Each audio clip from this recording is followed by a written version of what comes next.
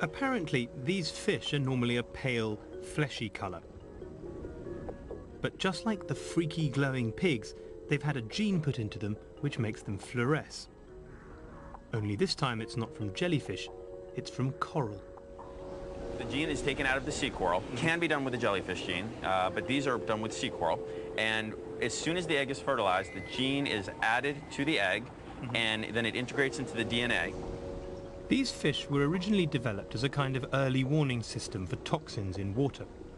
The idea was that you'd drop them into a bucket of water taken from a river, and if the water was polluted, then the gene would switch on and the fish would start to glow.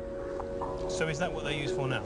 The scientists are still working on the switch to detect pollutants. At this point, we're currently using them in the ornamental fish market, otherwise known as the pet fish market. So they're just pets? Absolutely, and use them in their house for enjoyment, stress release.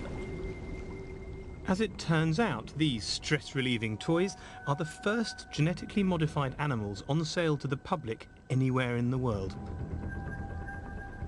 Does this mean we could be looking at a future of glow-in-the-dark pet shops? Fluorescence marker gene technology works with all cells and organisms up to people. There's a green fluorescent rabbit. There's been a monkey that was green fluorescent. Why don't you sell those in pet shops? We have not gotten beyond fish. I mean, we're looking at a specific market, and that's really a business issue. A business issue? We're talking about the building blocks of life. We shouldn't be messing about with this stuff. What if the fish somehow get out? So presumably if these fish escaped and they mated with other fish, you'd end up with lots of glowing fish. I mean, they're not going to mate immediately with a shark, but gradually with things that are a little bit bigger. Until, are we looking at a situation in a few hundred years where every fish in the sea glows in the dark?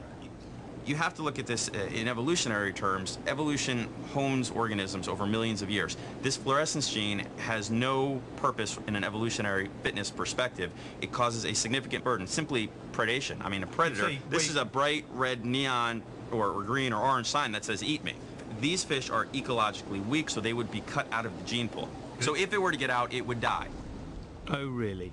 Well, I'm not entirely convinced. When it comes down to it, are there actually any guarantees?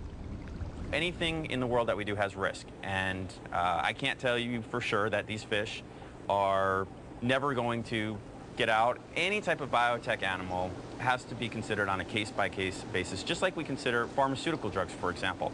We have certain processes that we go through, and we feel a certain comfort level that they're safe. So Alan can't promise me that these new genes won't get out and cause havoc. And this is the nub of all my concerns. Do we really understand what we're doing here? In fact, genes from some GM organisms have escaped into the wild, so I reserve the right to be a bit worried.